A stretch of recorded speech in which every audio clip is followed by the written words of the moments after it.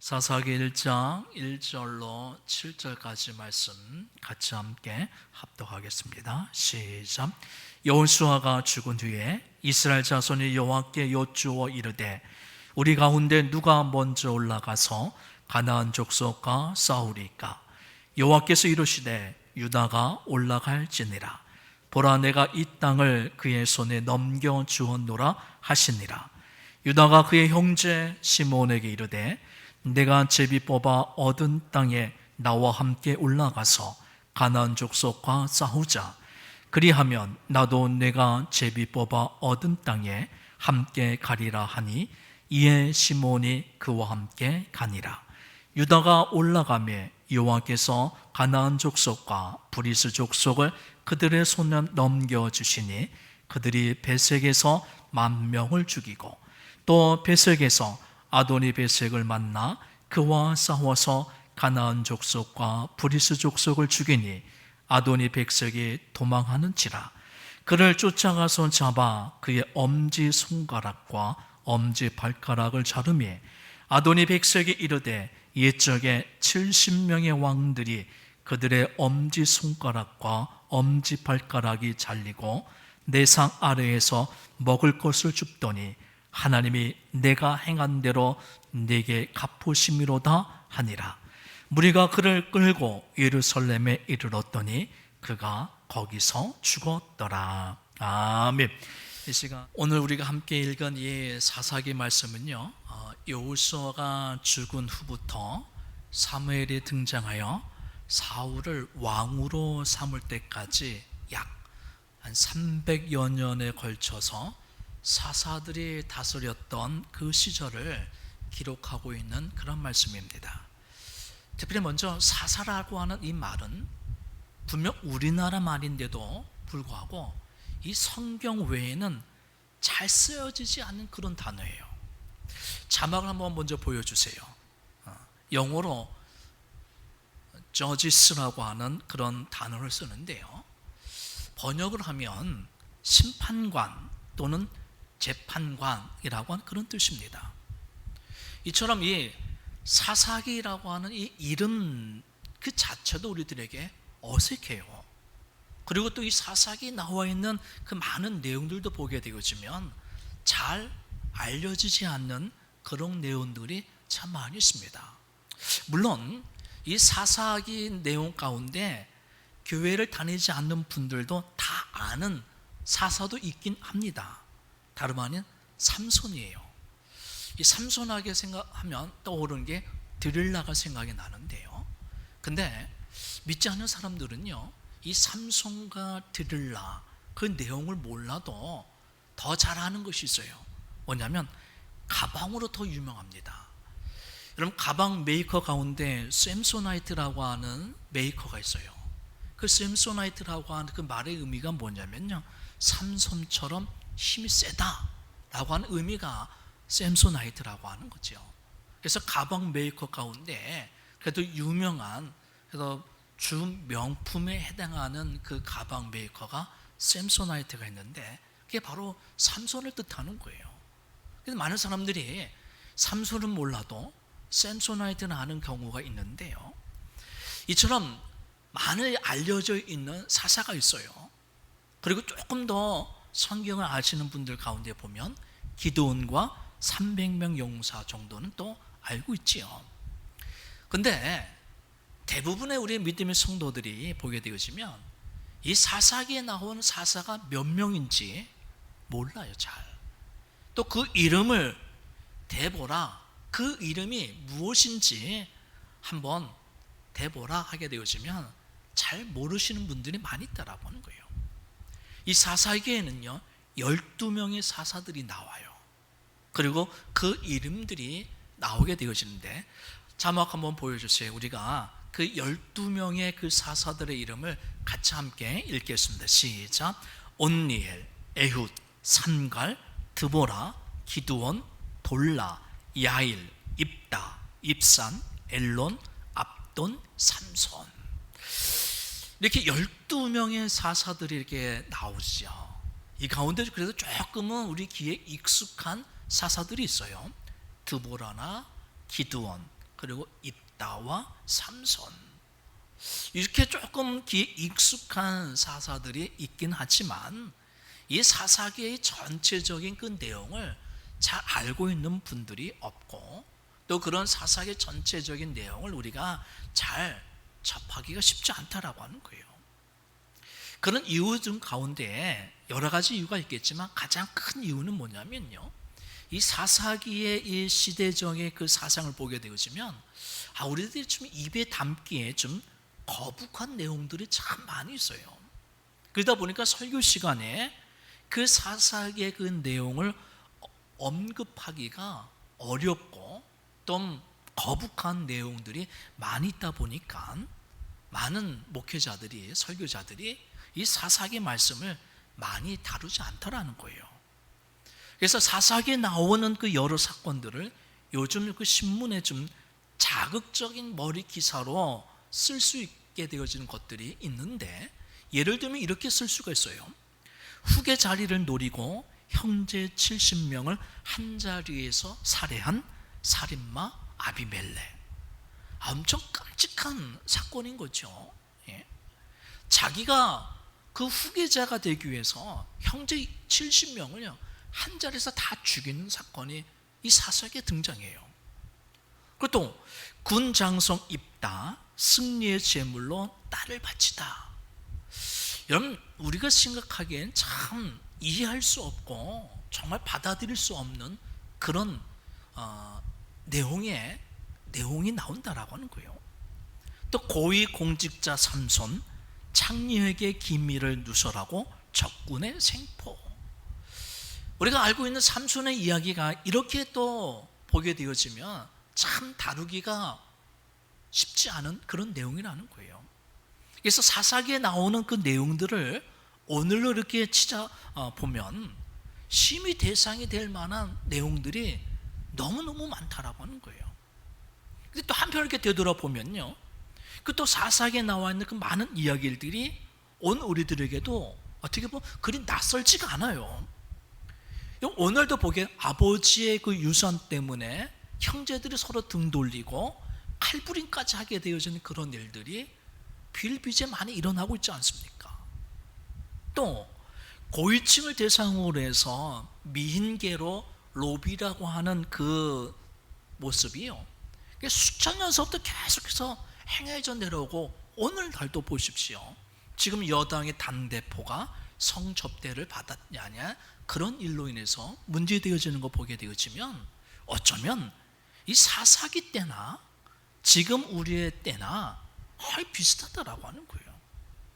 그래서 이런 사사기 시대의 그 시대상을 성경에서는 한 구절로 이렇게 표현해주고 알려주고 있는데요, 그 사사기 시대상이 어떠했는지 사사기 21장 25절 말씀을 우리가 같이 함께 읽겠습니다. 시작. 그때에 이스라엘에 왕이 없으므로 사람이 각기 자기의 소견에 옳은 대로 행하였더라. 먼저 그 소견에 옳은 대로 자기 마음대로 살아가고 있다라고 하는 거예요. 이스라엘 왕이 없으므로. 여러분, 이스라엘에는 인간적인 왕은 없었지만 이스라엘에서는 참된 왕이었던 하나님이 계셨어요. 근데 이스라엘이 그 하나님을 왕으로 섬기지 않고 어떻게 해요? 자기 소견대로 마음대로 살았다라고 하는 거예요. 이런 모습이 오늘 우리들의 삶 가운데서도 일어나고 있는 모습 중에 하나다라고 하는 거예요. 언제부터인가 어떤 일을 선택할 때 그 일이 옳으냐 그르냐 그걸 문제 삼지 않게 되어집니다. 그 일이 오히려 나에게 좋은 일이냐 내가 싫어하는 일이냐 그것으로 점점 바뀌어가고 있다라고 하는 거예요. 그걸 느끼고 계시는지요? 여러분, 우리가 어떤 일을 결정할 때 그 기준은 어떻게 삼았습니까? 그 일이 올바른 일이냐 또는 그 일이 다른 사람에게 피해를 주는 거냐 또 그 일이 나에게 이익이 되어지느냐 이런 것을 우리가 선택의 기준으로 삼아서 그 일을 결정했다라고 하는 거예요. 근데 요즘 자라나는 MZ세대라고 하죠. 요즘 젊은이들의 그 선택의 기준은 우리하고는요 너무나도 다르다라고 하는 거예요. 여러분, 욜로라고 하는 단어 들어보셨어요? 또 까르페디엠이라고 하는 단어 들어보셨는지요? 여러분, 요즘 시대를 반영하는 그런 단어예요. 한번 자막 한번 보여주세요. 욜로, You only live once. 이 말의 약자예요. 한 번뿐인 인생인데 그 한 번뿐인 인생 네가 하고 싶은 거 다 살아라, 그런 의미가 담겨져 있는 거예요. 또 까르페디엠이라고 하는 단어는요 현재를 즐기라는 거예요. 현재를, 내일에 대한 소망을 가지 말고 지금 이 자체, 지금을 즐기라는 거죠. 그래서 욜로와 까르페디엠이라고 하는 이 두 단어는 요즘 세대를 생각하고 있는 그 젊은이들의 그 생각을 반영해 주는 그런 단어예요. 그 의미도 비슷해요. 한 번뿐인 인생인데 기회를 놓치지 말고 현재를 즐기면서 살아라라고 하는 그런 의미인 거예요. 그러니까 내일이 없는 거예요. 내일이 없고 현재, 지금 자신들이 좋아하는 것을 즐겨라. 그것이 오늘날 우리들의 그 삶의 기준이 되어지고 있다고 하는 거예요. 그래서 이런 시대적인 정신이 담겨져 있는 21세기의 포스트 모던의 철학에서는요 이렇게 강조하고 있어요. 종교와 간습과 이성의 굴레를 벗어버려라 라는 거예요. 그런 건 다 우리들에게 정신적인 스트레스일 뿐이다 라고 하는 거죠. 그래서 지금 당신이 원하는 바, 그거를 하라 라고 하는 게 오늘날 시대의 정신이다라고 하는 거예요. 근데 오늘날 이런 포스트 모던의 철학, 현재를 즐기고 지금 자신이 하고 싶은 거, 자신이 좋아하는 것을 하라라고 하는 이런 시대적인 이런 사상이 그 3000년 전에 사사들의 그 시대와 똑같다라고 하는 거예요. 왕이 없어서 어떠한 기준도 없이 자기 소견대로 자기가 하고 싶은 대로 살았던 그 사사 시대의 모습과 오늘날의 우리의 모습하고 똑같다라고 하는 거죠. 그래서 그 사사기의 그 말씀을 우리가 살펴보면서 오늘 이 시대 우리에게 주시는 하나님의 말씀으로 우리가 받아들일 수 있다라고 하는 거예요. 그래서 앞으로 몇 주일간 이 사사기를 통해서요 이 땅에서 우리들이 그리스도인으로서 우리가 믿는 자로서 어떻게 살아야 될런지 이 사사기의 말씀을 통해서 우리가 깨닫고 도전받을 수 있는 그런 은혜의 시간을 가지시길 주님의 이름으로 축복합니다. 그런 가운데 이처럼 이 사사기의 말씀이 시작되어지는데 그 첫 말씀이 이렇게 시작이 되어져요. 1절 말씀 우리 같이 함께 읽겠습니다. 1절입니다. 시작. 여호수아가 죽은 후에 이스라엘 자손이 여호와께 여쭈어 이르되 우리 가운데 누가 먼저 올라가서 가나안 족속과 싸우리까. 첫 문장이 여호수아가 죽은 후에 이렇게 시작합니다. 그러니까 여호수아의 죽음으로 이 사사기가 시작이 되어지는 거예요. 그런데 이 여호수아의 죽음이라고 하는 것이 이스라엘 백성들에게는요 엄청난 사건인 거죠. 이 여호수아가 이스라엘 백성들에게 어떤 사람이었습니까? 다름 아닌 이스라엘 민족의 뛰어난 지도자였어요. 난공불락의 여리고성을 무너뜨렸던 그 역사의 주인공이었고, 정말 이스라엘 백성들을 정말 가나안 정복 그 시대에 그 백성들을 이끌어 나갔던 뛰어난 영웅이었다라고 하는 거죠. 근데 그런 여호수아가 이제 새로운 시대가 시작되어지는 그 시작 즈음에 여호수아가 죽었다라고 하는 거예요. 한마디로 정신적인 지주가 사라졌기 때문에 백성들에게는 엄청난 낙심과 또는 근심이 생길 수 있다라고 하는 거죠. 근데 왜 이런 일이 일어났을까를 우리가 생각해 봐야 돼요. 여러분, 모세가 죽을 때하고 여호수아가 죽을 때하고요 이 상황이 지금 엄청나게 다른 상황입니다. 모세도 이스라엘 민족의 엄청난 위대한 지도자였었어요. 근데 그 모세가 죽고 사라졌을 때에는요 어떻게 해요? 그래도 그 모세의 뒤를 이어서 지도자 역할을 감당할 수 있는 여호수아가 그 뒤를 잇게 되어졌다라고 하는 거예요. 그나마 그래도 괜찮았다라고 하는 거죠. 모세가 사라지고 여호수아가 등장했으니까요. 그런데 오늘 말씀을 보게 되어지면 여호수아가 이제 죽었는데 그 여호수아 그 뒤를 잇는 후계자가 없었다라고 하는 거예요. 예? 왜 그랬을까라고 하는 거예요. 결론을 말하면 이런 겁니다.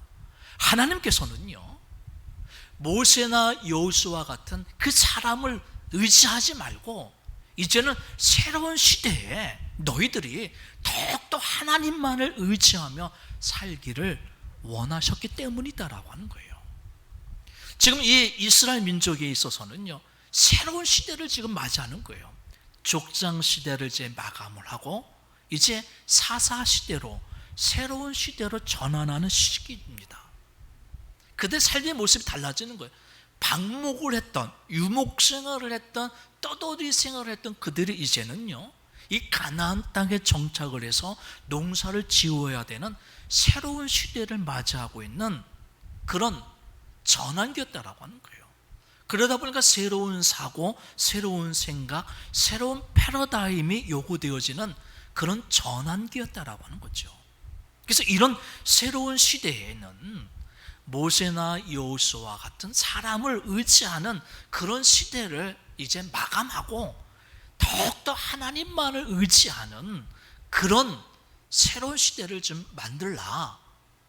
사람은 사라지고 시대는 바뀌지만 하나님의 역사는 계속되어지고 끊임없이 이루어지니까 그 하나님만을 의지하는 그런 삶을 살기를 하나님이 원하셨다라는 거예요. 그래서 모세 이후에 여호수아는 세워졌지만 여호수아 뒤에 새로운 지도자가 생기지 않았다는 거예요. 그런데 이스라엘 백성들은 어떻게 했습니까? 앞으로 사사기를 쭉 살펴보겠지만요, 이스라엘 백성들은 하나님의 기대에 부응하지 못하고요, 어떻게 해요? 사람을 의지하고 세상적인 방법을 살려고 하다 보니까 오히려 더 많은 아픔과 어려움과 고통을 겪게 되어졌다라고 하는 거예요. 지금 오늘 우리의 시대가 바로 이 사사기 시대하고 똑같습니다. 이제 우리도 새로운 시대를 지금 맞이하는 전환되어지는 그런 시기다라고 하는 거죠. 많이들 이렇게 얘기합니다. 이 코로나를 기점으로 해서 코로나 이전과 코로나 이후의 삶이 바뀌어진다는 거예요. 삶의 패러다임이 이제 바뀌고 변화되어지고 있다라고 하는 거죠. 여러분 다 아실 거예요. 이젠 코로나 이전의 상황으로 우리가 100% 이전으로 돌아갈 수 없다라고들 다 얘기해요. 새로운 삶의 형태를 우리가 준비하고 맞이해야 된다라고 하는 거죠. 삶의 형태가 바뀌어진다는 거예요. 그리고 개인적으로도 우리가 보게 되어지면요, 각자 이제 어떤 새로운 삶을 살고자 하는 그런 성도들이 있을 수도 있고요, 뭔가 좀 새롭게 다시 시작한다든지 새로운 다짐을 가지고 다시 일어서려고 하는 그런 성도들이 있을 수 있습니다. 이때 우리들이 어떻게 해야 되느냐라고 하는 거죠. 사사기의 이 말씀을 통해서 우리들이 이 땅을 우리가 살아가는데 새로운 시대를 맞이하고 있는 우리들이 어떻게 우리들이 살아갈까? 이 사사기 말씀을 통해서 우리들이 도전받고 깨닫고 그 하나님의 은혜 가운데 우리가 살아가야 될 줄로 믿습니다. 그런 가운데 이스라엘 백성들은요, 그 새로운 시대를 맞이하는 그 전환기 이 시기에 제일 먼저 무엇을 했는가 한번 보시기 바랍니다. 1절 말씀 우리 다시 한번 보겠습니다. 1절 말씀 같이 시작. 여호수아가 죽은 후에 이스라엘 자손이 여호와께 여쭈어 이르되. 아멘. 여호수아가 죽은 후에 이제 새로운 시대를 맞이하고 새로운 시대의 전환기가 되어진 그때에 이스라엘 자손이 제일 먼저 뭘 했다고요? 여호와께 여쭈어 이르되. 할렐루야. 하나님께 기도했다라고 하는 거예요. 여러분, 성도에게서 가장 중요하고 가장 바람직한 모습 중에 하나가 바로 이 모습인 줄로 믿습니다. 우리가 개인이나 교회나 또는 어떤 그 전환기를 우리가 맞이할 때 우리가 제일 먼저 해야 될 일이 뭐냐면 이처럼 하나님 앞에 기도해야 된다라고 하는 거예요. 내 생각과 내 의지로 어떤 결정을 내리고 행동하기 그 이전에 우리가 먼저 하나님 앞에 기도해야 된다라고 하는 거죠. 하나님, 이 변화의 시점에 우리들이 어떻게 해야 됩니까? 하나님 앞에 물어봐야 된다라고 하는 거예요. 특히 어려울 때를 힘들수록요 우리가 하나님 앞에 먼저 기도하는 사람이 되어야 될 줄 믿습니다. 내가 결정해 놓고 이것을 이루어 달라고 기도하는 것이 아니라요,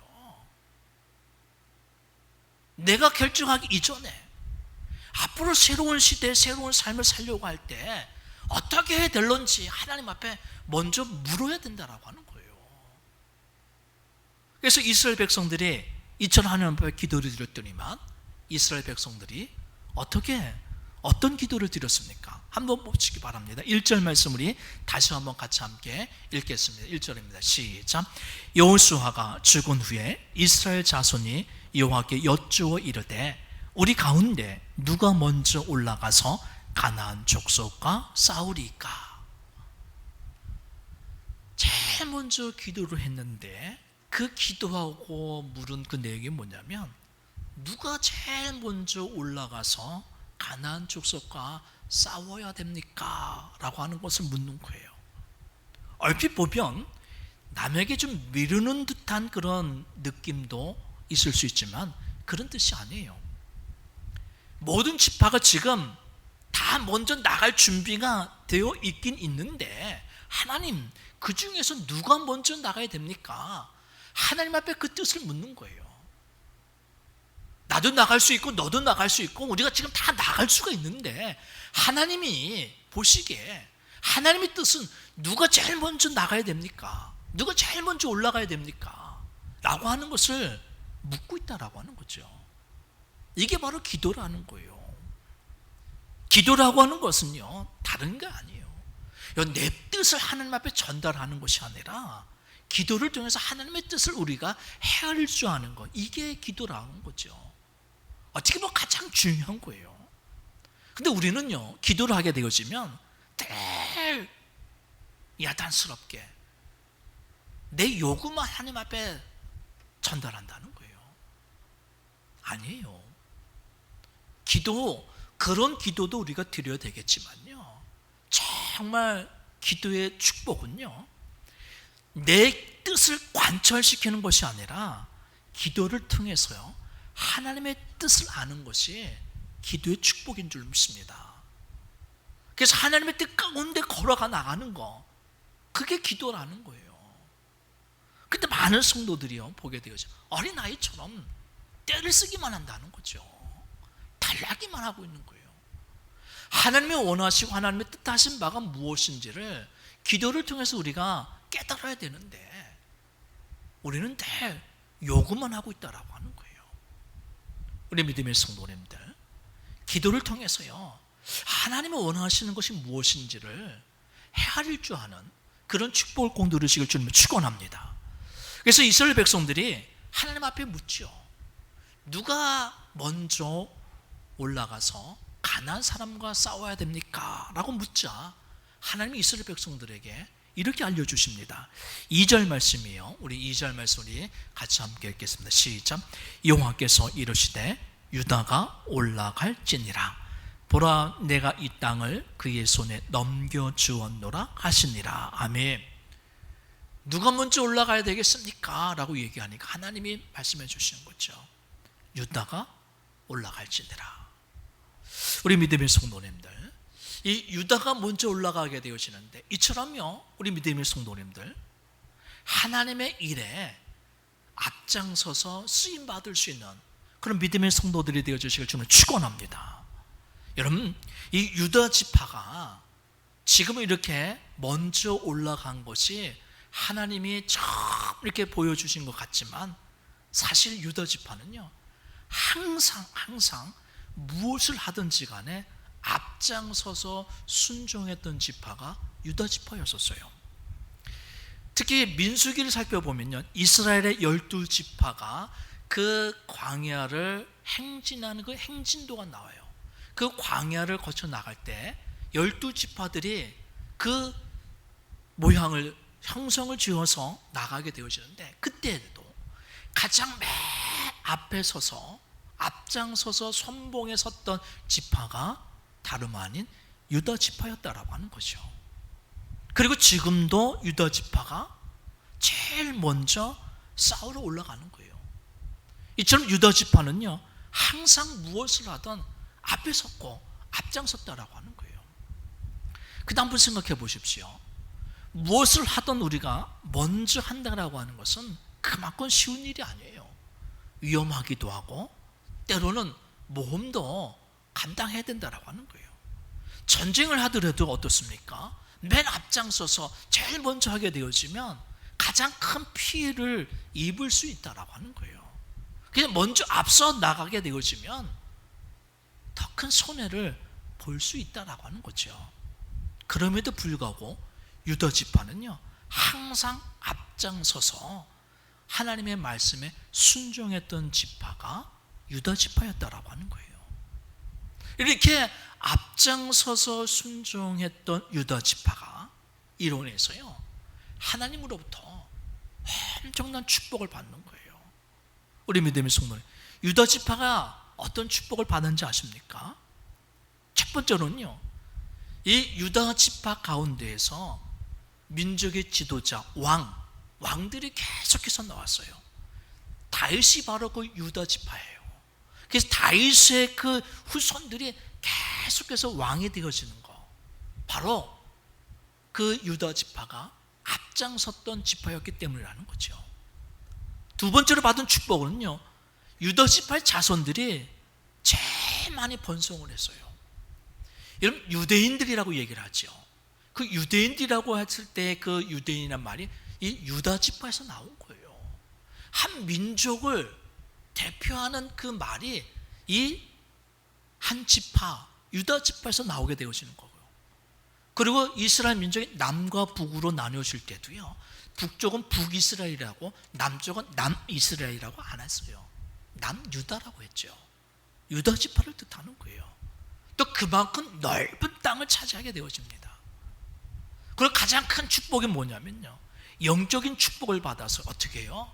이 다윗의 혈통을 통해서요, 유다 지파의 혈통을 통해서 인류의 메시아인 우리 예수님이 이 유다 지파의 후손으로 나오게 되어졌다라고 하는 거죠. 이처럼 엄청난 축복을 받았어요. 이런 먼저 하느냐 나중에 하느냐, 그것이 우리 인생에 엄청난 결과를 가져올 수 있다라고 하는 거예요. 먼저 하는 것만큼 그만큼 우리들에게 축복이 있다라고 하는 거예요. 특별히 하나님의 일을 해 나갈 때 우리 믿음의 성도는 유다 지파처럼요, 하나님의 일, 주님의 일, 하나님의 원하신 일이라고 한다면요, 이 유다 지파처럼 앞장서서 먼저 순종하고 행동할 줄 아는 그런 믿음의 성도들이 꼭 되어 주시길 주님을 축원합니다. 그럴 때 우리도요, 그 유다 지파가 받았던 그 축복을 받는 복의 사람이 되어 줄 수 있다는 거죠. 여러분, 프랑스의 신학자인 오스가 쿨만이라고 하는 사람이 이런 말을 했어요. 정말 우리에게 깨달음을 주는 그런 말씀인데요, 한번 자막 한번 보여주시고 우리 같이 함께 읽겠습니다. 시작. 하나님에 관한 일을 당신의 인생보다 더 귀중히 생각하면 성경에 약속된 모든 축복이 당신의 것이 될 것이다. 할렐루야. 여러분, 이 말을 보게 되었지만 어떻습니까? 유다 지파가 이 축복을 누린 거예요. 하나님에 관한 일, 하나님의 일을 내 인생보다 더 귀중하게 여겼더니만, 그것을 더 앞장서서 더 생각했더니만 성경에 나와 있는 모든 축복을 누린 지파, 다름 아닌 유다 지파였다라고 하는 거예요. 우리가 하나님을 먼저 생각하면 하나님도 우리를 다른 누구보다도 먼저 생각해 주는 거예요. 내가 하나님을 먼저 생각하면 하나님도 나를 먼저 생각해 주신다라고 하는 거죠. 오늘날에도 이 축복을 누린 나라가 있어요. 다름 아닌 미국입니다. 여러분, 미국이라고 하는 나라가 이 땅에 세워진 지 얼마나 된지 아십니까? 채 300년이 되지 않았어요. 불과 246년밖에 되지 않은 나라가 세계에서 가장 강력한 나라가 됐다는 거예요. 군사적으로든 경제적으로든 정치적으로든 과학적으로 모든 분야에서요 가장 강력한 나라가 되어졌어요. 그 이유가 어디 있을까요? 미국이라는 나라가 큰 땅이 있어서 그럴까? 아니죠. 미국 못지않게 큰 땅을 가지고 있는 나라들 많아요. 남미도 크고 캐나다도 크고 중국도 크고요, 시베리아도 크고 아프리카도 커요. 땅이 크다고 해서 강한 민족이 된 게 아니에요. 그 미국의 조상인 청교도들이 그 미국 땅에 제일 먼저 내려와서 제일 먼저 한 게 뭐냐면 하나님 앞에 하나님의 기뻐하시는 귀한 것을 먼저 드렸던 그런 민족이었기 때문이다라고 하는 거예요. 청교들이 미국 땅을 밟았을 때, 그 아메리카 그 신대륙을 처음 밟았을 때 제일 먼저 세운 건물이 뭔지 아십니까? 다름 아닌 예배당이었어요. 예배당. 자신의 집을 먼저 세운 게 아니라 예배당을 먼저 세웠어요. 그 전통이 이어져 내려오는데 오늘도 가보게 되어지면, 미국에 가보게 되어지면요, 교회가 가장 좋은 자리를 차지하고 있어요. 우리나라는 어떻습니까?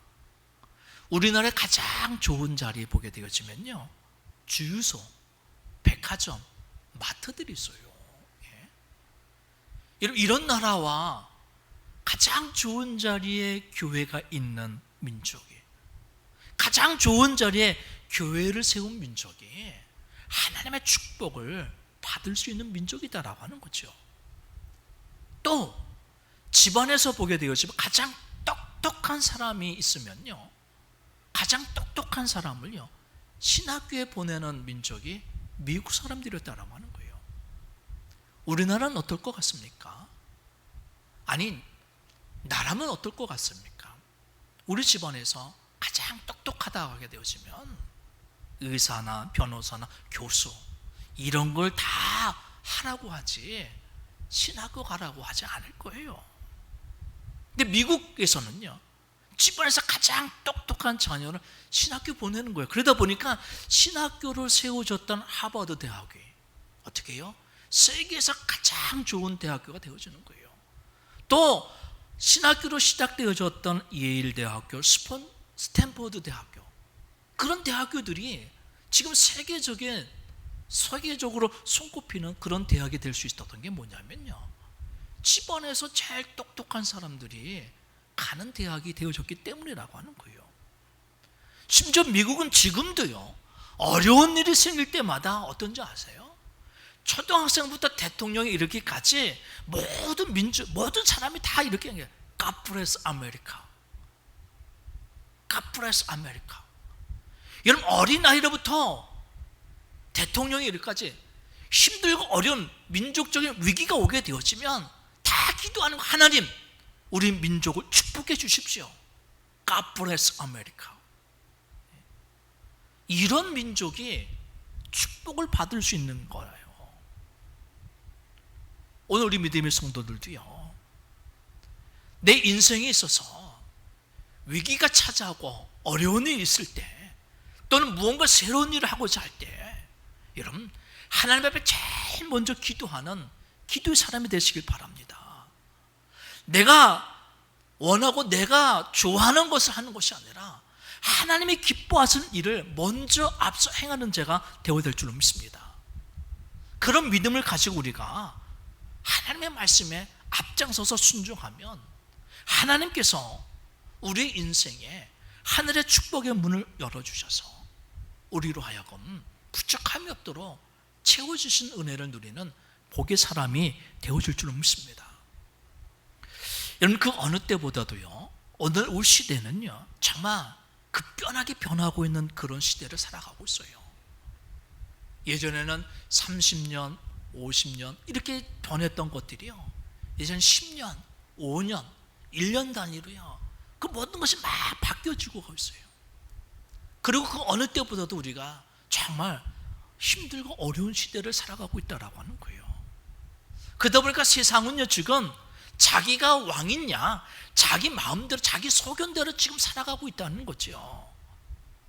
이럴 때일수록 우리 믿음의 성도들은요, 좀 하나님을 나의 왕으로 삼고 나의 왕 대신 그 하나님 앞에 나아가 기도함으로 인해서요, 하나님을 더욱더 의지해서 하나님이 인도해 주시는 그 복된 길을 걸어 나갈 수 있는 믿음의 성도들이 되어심으로 인해서요, 힘들고 어려운 이 시절 가운데서도 복 있는 삶을 살아나갈 수 있는 우리 믿음의 성도님들이 꼭 되어지시길 주님의 이름으로 축원합니다.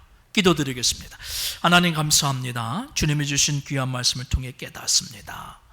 힘들고 어려운 이 시대, 시대가 급변하게 바뀌고 변하여지고 모두들 어려워하는 이 시대에 세상은 자기 마음대로 자기 소견대로 살고자 하지만, 이럴 때일수록 우리 믿음의 성도들 하나님 앞에 더욱 나와 기도하고 하나님의 뜻하신 바대로 앞장서서 순종하며 살아감으로 해서 하나님의 도우심과 은혜 가운데 살아나가는 복된 성도들로 붙잡아 주시옵소서.